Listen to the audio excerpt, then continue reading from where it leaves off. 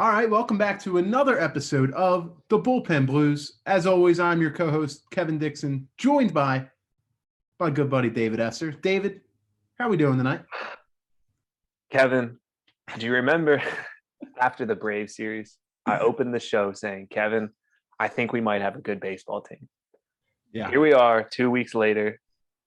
Kevin, I don't know if the baseball team's all that good. I'm not sure. definitely not a good road trip. No. Definitely not a good road trip. There's no way around it. They lost 3 of 3 against the Mets. We got lucky this afternoon. Didn't get swept. We did not get swept. According to Kevin, we didn't get swept. I'm calling it a sweep. We lost all 3. That's to be determined, man. That game hasn't been made up yet. Walked out of New York without a win. They would have gotten smoked by Jacob deGrom if they would have played today. I think he might have thrown a no-hitter. Didn't happen. Much needed off day. Get some time to recoup before St. Louis. Kevin, a lot went down against the Mets. Obviously, the offense, most notably, was really bad. The defense was really bad. Saw a whole lot of Roman Quinn this week. Saw some Ronald Torreyes there at the end. The pitching wasn't great. It wasn't atrocious. A lot of the guys ended up kind of putting together half decent starts. I don't want to take away too much from the Mets. They have a very deep lineup. It's a good offense. Kevin, when I look at that series, I think the biggest thing that sticks out to me was just kind of a lack of fight from the Phillies. Yeah, they were flat. They were certainly flat in the last two. It was almost as if that walk-off in the first game was really deflating, which I do want to get into all of that before we do end up moving on from the Mets here. But I agree. They just looked flat, uninterested, is how I would put it. They need to be better on the road. It's as simple as that. They've not been a good road team at all the last couple of years, even in the years where they've been battling for a playoff spot. They've not been good away from Citizens Bank Park. They're going to need to fix that. And you know what's super weird about the road struggles? I wrote a piece on it 2 days ago, yesterday. This predates a lot of the guys who are on the team now. This team was bad on the road in 2017 and in 2018. This isn't even a Joe Girardi issue. It's not a Bryce Harper issue. It's not a Zach Wheeler issue. This has been an issue that's plagued this Phillies organization for a couple of years now. It's honestly kind of hard to understand because you would expect overloading the team with so much veteran talent. 85% of this team has been built through free agency. Why are these guys still struggling to play away from Citizens Bank Park, despite, the guy like Didi Gregorius, this is his first taste at, the Philly home crowd. Why is it even affecting someone like him? I do want to say, to be fair, they were an awful baseball team for a lot of the 2010s. This is true. This is very true. So, predating this roster in 2018, the team was just awful in general. So it's not surprising because they weren't good at home either. But yeah, it is weird. Hey man, there's something they're gonna have to get figured out because you play half of your games on the road. So it's very early though. It's not time to jump ship, but I'm not gonna sit here at the same time and be dropping 5 or 6 is acceptable at any point in the season because it's not, especially after you just got off to 5 out of 6 to open the year in the win column. You just gave back all that momentum you just picked up. And then you look around the rest of the division, Atlanta is really sputtering. They pulled one out today. We were just talking about that before we got on. But they haven't been good. So it was really the perfect time to get a bit of a cushion in the division, get a couple games up. It's a shame that they weren't able to seize the moment on the road. It's something they're going to have to figure out. Yeah, and I think that's the most frustrating thing to me coming out of this, this first 2 weeks, because, we talked about it all off season long. We've talked about it all season long. Braves, Mets. You got to come out strong. And I think if you would have told me in the offseason they come out of that stretch 6-6, 500, I would have been like, yeah, you know what, that's okay. But the frustrating part is they started off so well. And you're right. You look around. It's how they got there. You look around the division. The Braves are struggling. The Nats look atrocious. The Mets dropped a couple. Yeah, side topic. Patrick Corbin sucks. Yeah. That dude is bad at. I'm so glad he's not a Philly. Yeah, so it's how they got there. They start off 5-1. You're looking around the division. The Braves coming out cold. Nats coming out cold. The Mets gave you a couple early on, and you're like, all right, like you can get a few games ahead of these teams right away. Give yourself a nice, good cushion for the next couple of weeks before you have to play these guys again. And they go on the road. They lose 2 or 3 to Atlanta. They lose all 3 to New York. And now we're right back at square one, which again, 500. It's not the worst spot to be. It's not panic. It's not jump ship. It's still a very talented ball club. Still a whole lot of baseball left to be played. But there was a point in time where we thought they might walk out of this first 2 weeks like 9-3. And it's kind of frustrating to be, back at 500. I do want to, because as you know, the first 2 games were a doubleheader. Now with this makeup game, that's going to be part of another doubleheader, you would assume.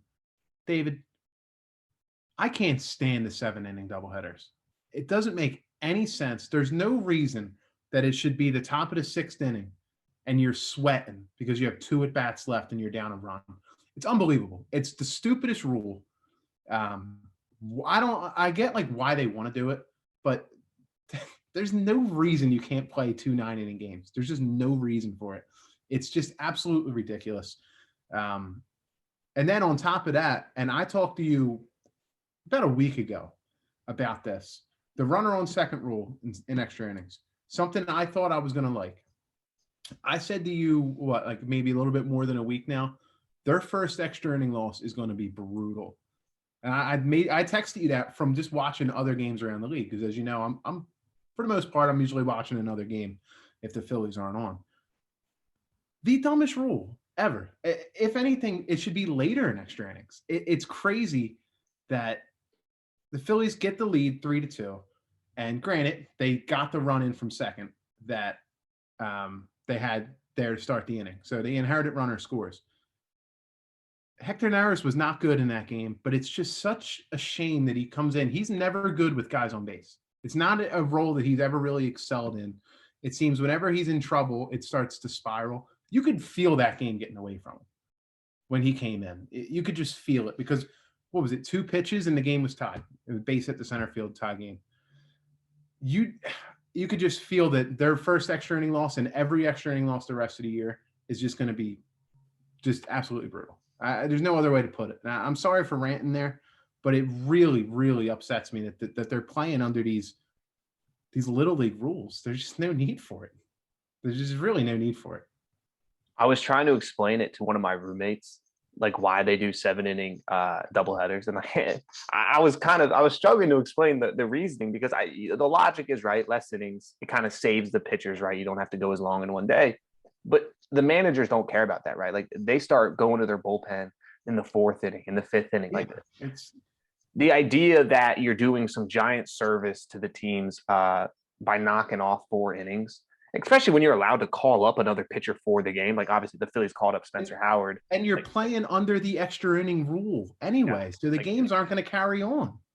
Yeah. So I agree. It was a little dumb to see a man start on second in the 8th inning of a game. Now, obviously, if this goes the Phillies' way, we're not as upset. But yeah, I agree. It was rules that last year I was like, all right, like these might stick around, and now a couple of games into it, I'm like, yeah, these all gotta go. As a baseball fan, the Phillies, they tied the game in the top of the 6th the other day in that 7-inning game. There's just no need to be under that kind of pressure in the 6th inning. It's just ridiculous, man. I'm sitting there like sweating with 2 outs in the 6th when Segura beats out that infield single, which love his hustle, by the way. That dude's he's at least been hustling ever since that McCutchen thing. But it's just it's just crazy to me. I just can't wrap my head around it, man. I agree. I think the rules are going to stick though. The MLB. I do too, and it's just ridiculous. They are hell bent on mixing up the rules around. I don't know if you saw. It was the Atlantic League. They're pushing the mound back a foot. Is that correct? Yeah, and they're doing the something we talked about on this show. 2 infielders on each side of the bag. Oh, okay. I'm a fan of that. I don't mind that. Yeah, I'm a fan of that. They're also doing, it's like the first half of the year, infielders with their feet on the dirt. It can't be out in right field. I don't mind that either. Yeah, so they're doing that, and then the second half of the year, they're doing infielders on each side of the bag. Yeah, I'm tired of watching Bryce smoke a ball to right field and there being the third baseman out there. The guy standing there. Yeah, it's like seriously, yeah. But All yeah, right. so it's tough to lose 3 to the Mets. But just the way that they lost the 2 7-inning games, just like I understand it's part of the game now, but it just doesn't sit right with me. Yeah, and something I wanted to touch on before we move away from the Mets series, because in all honesty, I'd love to put this behind us and just it was kind of a mess. You got the 2 rainouts, blah blah blah, whatever. Something that I noticed, now I feel like a couple other people noticed, is the intensity from this Phillies team has been lackluster. I would argue the last 2 seasons, maybe even dating all the way back to early 2019, where it's like you're playing the New York Mets. This is a team that every Phillies fan I know despises, right? You go back to the Chase Utley days, they were throwing at each other, it felt like every single night. Yep. And the kind of rationale I came to as to, why aren't the Phillies a little more amped up, emotional? Why aren't there more arguments? Like, why is everyone just kind of happy go lucky? Oh, we just lost 3 games to the Mets. I think my kind of logic was, you look at how many external free agents are added to this Phillies roster. And Grant, I don't mind them going out and spending money, but I do feel like a sense of rivalry in the National League East has kind of been lost. You look at Bryce, right? He came from DC. McCutchen, he played in Pittsburgh for the majority of his career. Didi Gregorius, played for the Yankees. He doesn't really care. Even some of the bullpen guys, Alvarado, like he has no dislike of the Mets either way. JT Realmuto played for the Marlins. It's not like they have a big rivalry with the Mets. And I'm kind of looking like, somebody on this team, or even a group of players on this team, has to kind of get together and be like, look, every game against the National League East this year needs to be played like it's a postseason game. Yeah, and I think a lot of that will continue to build the more they play, because a lot of times those rivalries are built off of both teams are competitive at the same time, which really hasn't happened too much since 2008, 2009. I think the more they play this year, the more you're going to see it. Because even like it was starting to get a little chippy, it felt like late in that Brave series for sure. And then even with the Mets, you had Alvarado waving off the bench or the dugout. It's just, I feel like I agree. There wasn't that level of, I hate this team that we're playing. I would just think it'll continue to build as we go along. Because look, if these teams are battling in August and September in a division race, you'd be hard pressed to think that those games won't be intense. You know what I mean? I would probably attribute that more to it's early April. These teams haven't really been good at the same time in a long time. The Mets, for the most part, have beat up on the Phillies the last 7 or 8 years, it feels like. So just give it some time is how I would look at it. But you're right. I hope the next time they play each other, we do see a little bit more of an edge from the Phils. Yeah, I hope they remember this 3-game series pretty clearly the next time they play. All right, moving forward, pushing the Met series behind us. The big roster move, obviously, that happened yesterday. Mickey Moniak, our guy. We are the number 2 Mickey Moniak podcast in the world. We can't be number 1 yet, but we'll take number 2. Mickey Moniak back on the main roster. Kind of a lot of things all happened at once. Adam Hazley stepped away from the team, an indefinite leave of absence due to personal reasons. Obviously, we hope he's okay. We hope he's doing well. Not sure what he's dealing with at the moment, but whatever it is, obviously root for him to pull through. Yep. But with that said, roster spot open, center field position wide open. Roman Quinn, was the only option other than Moniak. So Moniak gets called up. Kevin, it's my understanding that he's going to hopefully be the everyday center fielder moving forward.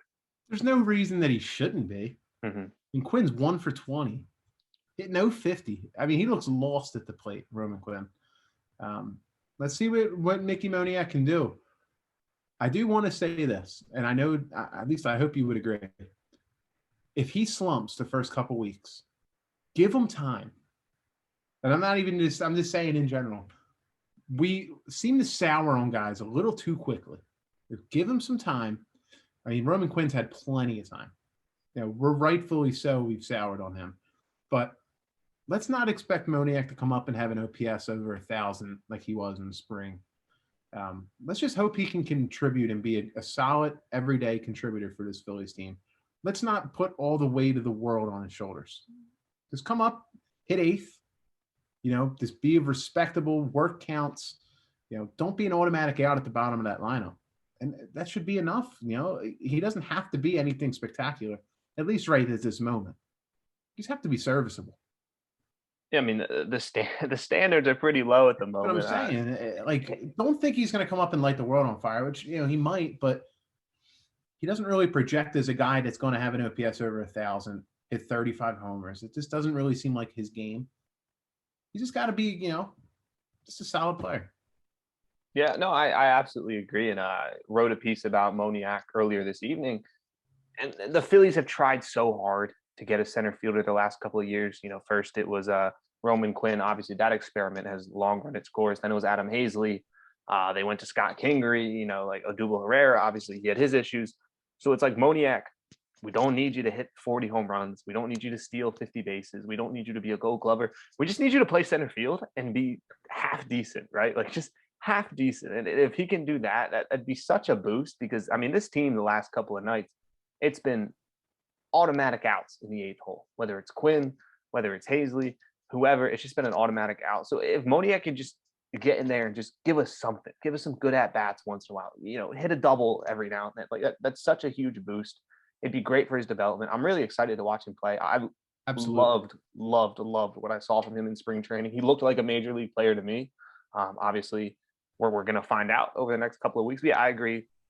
Don't rush him. Don't jump off the ship if he goes 0 for 3 his first night. Give him a good couple of weeks. I think he's gonna put together a good year here, if I'm being completely honest. Now, it probably will be asking too much because his minor league numbers would indicate that it's not going to be sustainable. He can replicate the 389 on base he had last year in his cup of coffee that he had with the Phils. We'll take that. He can get on base nearly 40% of the time. That's a very, very valuable asset for this Phillies team. Yeah, I'd put him in the leadoff position at that point. Yeah, seriously, yeah. But yeah, I mean, it's exciting that the Phillies have another young piece that can come up and contribute. I talked to you about this a little bit the other day. If he can kind of start to develop more towards that number one potential that they took him at, to walk away with him and Bohm would be pretty significant, considering the years of hardship this franchise went through. If they can get these guys to contribute, that'd be huge. Yeah, and you can even throw in Spencer Howard in that mix if he can contribute. Yeah. Real quick on Spence, his fastball looked decent about the first 20 pitches of his outing, and then it kind of tailed off again. So still think there's some work to be done there.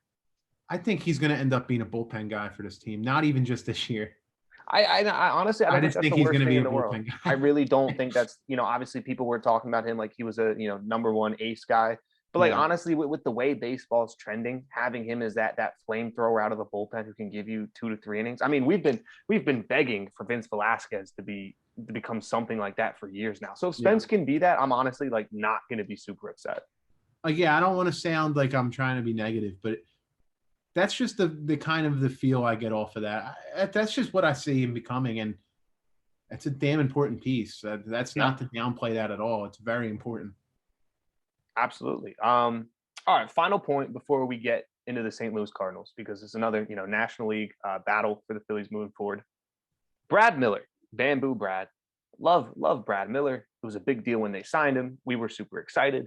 Everybody was amped up. Only $3 million. Fantastic. Kevin, he hasn't really played yet. He's only had 10 plate appearances. Why can't Brad Miller get on the field? Well, the thing that drove me insane, and you brought up an even better point when you brought up Matt Joyce, because you're absolutely right. I didn't even think of that. But they don't start Didi the other day. Just one day, it's all right, maintenance day. It's fine. Why in the world was Ronald Torreyes, or Torreyes, however you want to pronounce his name, why was he in the lineup over Brad Miller? And if you want to argue because he can play shortstop, you're not going to be able to convince me that they couldn't survive one game with either Gene Segura playing shortstop, which he did for many years, or Brad Miller holding down, which he played shortstop twice last year. I made sure I looked into that before we came on. It's obviously not ideal, but it's certainly a better option, you would think, to just kind of live with the defense for one night and have their bat in the lineup, as opposed to Ronald Torreyes, who looked awful at the plate. didn't really, blow me away in the field either. He didn't make any big mistakes, which I guess is, that's good, but I'm not overly impressed with him. So I just don't understand why he was in over Miller. Doesn't make any sense. Yeah, I'm super confused. And I wrote up a piece tonight that's going to go out in the morning. I want to pull some pieces from it real quick. So the most confusing part is that he has been primarily used as a pinch hitter. Okay, so Brad Miller in his career has actually not been a very good pinch hitter. Um, when he's been asked to pinch hit across his entire career, he has an OPS of 533. When he's in the starting lineup, he has an OPS of 744. 744 is pretty good for a guy who's your first man off the bench. So what that points to is he shouldn't be used as a pinch hitter. He should be a guy that you try to rotate in every third day, every second day. He can play third base. He can play first base. He can play both infield spots. He can play the corner outfield. He can literally play every position on the field except for center field and catcher. And you can make a damn good argument that he's a better center fielder than Roman Quinn at the moment. You look around the field. Look, Andrew McCutchen, he's nothing at the plate right now. He's just absolutely nothing. Absolutely lost. I love Kutch, super awesome guy, super charismatic, but he's been downright abysmal. Why not give Brad Miller some starts out in left field? Alec Boehm, love Alec Boehm. He's not been great thus far either. Give him a day off once in a while. Put Brad Miller in that cleanup spot, which is a spot he did very well for the Cardinals last year, a playoff team, a team that made the playoffs. Miller was their cleanup hitter down the stretch. So you have this guy who's a weapon. And I think the only thing I can point to was he got injured in spring training. Yeah, maybe that's it. Yeah. Maybe they're just trying to ramp him up slowly. I don't know. I think if he's healthy, he should be out there playing. He's a guy you really want in your lineup at a minimum every third day. I'm tired of them giving him one at bat late in the game as a pinch hitter. That's where Matt Joy should come into play because he's actually a very good pinch hitter. He's not a great, they're putting him at the leadoff position. I'm just kind of shaking my head.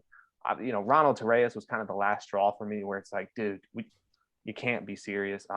So yeah, obviously I'm a little frustrated because getting Miller, that was a good signing. That was a great addition, and they just haven't used him. Destiny LaGuardia from Phillies Nation, she wrote an excellent piece on how Brad Miller rejuvenated his career in Philadelphia. Like he kind of this little spurt he's been on the last few years began in Philadelphia. I was talking at the office today. Joe Sigismondi covers the Phillies for Section 215. Made an excellent point that McCutchen is cheating on fastballs. He just can't catch up to them right now. He looks terrible, David. I'm really concerned. And as a guy coming into the year, I was kind of are we devaluing him? Or are we undervaluing what Kutch can bring this team? I'm getting to the point where I know it's very early. I'm legitimately concerned. Yeah, no, I completely agree. You start to factor in the age. He looks 40. Joe Giglio tweeted out today, he looks like he's 40 years old. It's not uncommon for players who relied. I mean, he's a guy who's relied on his bat speed the entirety of his career. You look back at his peak MVP seasons, he was getting his bat to everything. He just can't do it anymore. He's not showing a lot of discipline at the plate. It's one thing if you're hitting 139, but you're walking twice a night in the leadoff spot, but he's not. He's swinging at everything. A lot of 3-pitch strikeouts, a lot of 4-pitch strikeouts. And then again, it's all right, Kutch is struggling. We get that. You have Brad Miller who can play left field. He could probably do it at the same level defensively, who's a much better hitter. And I don't understand. Hopefully we see him more moving forward once the team kind of figures out all right, the offense is struggling. What's the easiest solution we can make? Swapping in Brad Miller for Andrew McCutchen. Yeah, and call me crazy. I'm fine with Matt Joyce playing a little bit more as well. If you don't want to play Miller out there for whatever reason, I'm perfectly fine with Matt Joyce getting some more bats because he's been all right so far. He's old too, but he's only 2 years older than McCutchen. And look, I like Andrew McCutchen, but he stinks right now. And this is a team who is sputtering at the moment. We have dreams of getting this team to the playoffs, right? I mean, the way he's swinging the bat at the moment, he just looks old. It's the best way I can put it. And I'm not trying to be disrespectful, but he just doesn't have it. It's really concerning. I really legitimately am worried about that. No, it's a very good point. And this kind of circles back to the discussion of the Phillies weren't able to get anything out of Kingery this year. Adam Hazley obviously is now no longer with the team. Roman Quinn's been a disaster. So they kind of don't have any other outfield depth. So I can understand why they're hesitant to start knocking games off from McCutchen. But at some point, you almost got to load manage him and be like, all right, look, He sat twice already, right? Or at least he was going to sit today. Yeah, I think they were because I think Matt Joyce was back in the lineup. They got to figure out what to do with him. Almost load manage him for the rest of the year because it's like, do you want something out of him for at the least postseason? until he gets going, you know? Yeah. And that's, you brought up Kingery. He's killing this team right now. They really, really were counting on him. We talked about it before. That's why they didn't do some certain things in the offseason, you would think, because they had Kingery penciled into the lineup. He's killing them, dude. He really needs to get it figured out and get back up here.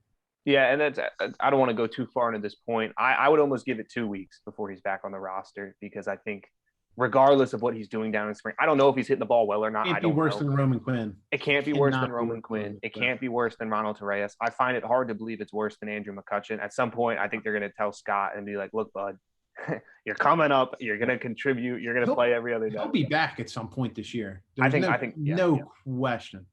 It better be soon. Especially if Moniak struggles as well. They're going to start hitting the panic button, and Kingery's kind of that, that hit red emergency button, panic, sound the alarms. Kingery, you're coming up. You're going to hit the baseball, whether you like it or not. His versatility would help this team a ton as well. Like, yes, he can play everywhere. Yep. And as much as we want to rip the old regime for not sticking him at second base, it's a damn good asset to have on your ball club, a guy who can play anywhere. It's what you're just talking about with Brad Miller. You could pencil him in anywhere in the lineup or anywhere on the diamond, And you brought up that Miller can't catch. I would think he might be their emergency catcher. I don't know who it is. I think it's Bryce. I think it's Bryce. Yeah, he caught coming out. Yeah, he caught in JUCO or wherever the heck he played. But like I wouldn't be. I think Brad Miller could catch. Yeah, I'm sure it's Brad Miller. He can do whatever he wants. All right. Final point. Kevin, we got the Cardinals coming up. I'm actually really excited for this series. Me as well. We talked about it last week. Just something new, man. Something new. Tired of playing the Mets and the Braves. The Cardinals are also a really fun team. Obviously, Nolan Arenado. I'm excited to watch him play baseball. He's incredible. We got Eflin on the mound tomorrow night, and then it looks like Matt Moore Saturday. Looks like they're going to skip a Chase Anderson start, which I don't really agree with. It is what it is. And then you got Nola back. Nola back on Sunday. You're feeling good with Eflin and Nola on the mound. We're going to say it every single series for the rest of the year. Feels like they can take 2 or 3, but that kind of primarily rests on, can the offense wake up? Get the brooms out. Let's sweep. You got Matt Moore penciled in for a win. Hey, beat the ground. He didn't beat the ground. They're undefeated in Matt Moore starts, dude. Put some respect on his name. Oh, my bad. Now, I am so looking forward to just not seeing a National League East opponent. I'm actually we're getting a little bit ahead of ourselves, but I will be in the ballpark on Tuesday against San Francisco, which will be on the mic before then. Probably Sunday night, I would assume. We'll probably release Monday morning. It's going to be a good homestand, and this is a winnable homestand. They should win at least 46 games. Like you would think, right? They should win 4 or 6. If they win 4 or 6, I'm gonna be back on top of the moon talking about how great they are. You cannot go 2 and 4 on this homestand because look, the Giants are 8 and 4. They should sweep the Giants. Like Giants are good. Are you gonna we're skipping ahead? Are you gonna boo Gabe Kapler with everybody else? We'll see. To be determined. I am very excited to see. And look, we're getting ahead. I apologize. I brought it up, but I was texting you about him earlier. Tyler Rogers, the reliever on San Fran. Wait till we see him. He's fun. Oh my God, he is filthy, as Gabe Kapler would say, filthy brother. But yeah, let's take 2 or 3 from St. Louis. If not sweeping them. Nola's on the bump. They should win a Nola start, right? They're due. They are due. They lose 2 in a row. It was a 2 in a row Nola starts they've lost. I think so. Yeah. They're due. We got Cy Young Eflin in the other one. Should feel good about that. And Matt Moore's undefeated in a Phillies uniform. We should feel good about this. Yeah, no, again, I'm right there with you. I'm excited just for something a little fresh, kind of put the whole National League East behind us just for a couple of weeks. And again, look, Cardinals at the end of the day, it's a playoff team. They're Yeah, a I very mean, yeah, they competitive should team. be for sure. So this is another good test for the Phils to kind of really see where they are. All right, Kevin, we've rambled on probably long enough tonight. Do you have any other kind of final takes before we round things off?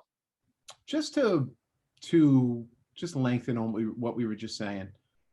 They kind of have a fun schedule coming up. They got St. Louis at home, San Fran at home. Then they go to Colorado. Yes, I'm very much looking forward to that. They should sweep Colorado. And they can get their home run numbers up too because they've been on the lower side. Colorado might be the worst team in baseball. Yeah, they might be. Might I don't be. know. They I don't got- know. The Nationals are probably right there. Yeah, you're not wrong. And then they're in St. Louis. So we got some fun games coming up. I always enjoy when they're out in Colorado. Personally, as a night person myself, I like to stay up later. Love when they're on the West Coast. Mhm. Absolutely love it. I can't wait until they're out there. We get some 8:40 games in Colorado. That'll be fun. But yeah, it's we're in the thick of it now, man. They play every day for what, the next week and a half. Yeah, it's something crazy like that, Yeah. which I'm very excited for. Kevin, I actually have one final take here before we sign Okay. off. So I was watching Jojo Romero pitch yesterday, and he got rocked, which I've been kind of pounding the table all offseason that I didn't think he was ready. I still think that. So I pulled up our good friend Tony Watson. I knew exactly I where was you were like, going. let's see how Tony Watson's been doing this year. I've watched him throw a couple times, man. I've seen a couple of his games so far. Yeah, so his first 3 outings were scoreless. Yeah. And he gave up a run against Kansas City, but he's pitched 3 1/3, only allowed the 1 run, 2.7 ERA. That's a guy I'd prefer if he was on my baseball team. Still, We were on it. When they signed them, we were ecstatic about it. I was like, let's go. There's a lefty. Doesn't make any sense to me, David. No, he's gonna have a good year, and He's gonna be sub 3, I'm sure. That's a good team in LA. That's a good Angels team. They're starting to put it together. Yeah. Ohtani's healthy, which is very, very big for them. They have passable pitching. Their pitching's not going to set the world on fire, but yeah, it should be good enough. Yeah, I mean, Their and Mike offense is Trout's good. already on pace for like a historic season again. So he's doing him. Well, Rendon's hurt too now, so I saw that. Let's see how that impacts him. But yeah, it'd be nice if Tony Watson was still donning the red pinstripes. If we win a ring this year, they should send him one just because. Yeah. Just in our hearts. All right. So that's all we got tonight. If you guys still haven't checked it out yet, we've moved to our own podcasting platform. We're on Apple Podcasts, Spotify, Google. We're also on YouTube as well if you want to watch the podcast. All those links are going to be down in the description below. You can find us on Twitter at Bullpen Blues Pod. You can also find us on Facebook, facebook.com/Bullpen Blues Podcast. You can follow us on Facebook, follow us on Twitter. That's how you're going to stay up to date with all of our podcasts, any articles that we drop, any breaking news, anything like that. With that said, we will be back after what we hope is a successful series against the St. Louis Cardinals. Eflin on the mound tomorrow. Excited for that. My favorite pitcher in Phillies history, of course, Zach Eflin. But yeah, we're the Bullpen Blues Podcast. We will talk to you all in a couple of days. Go Phils.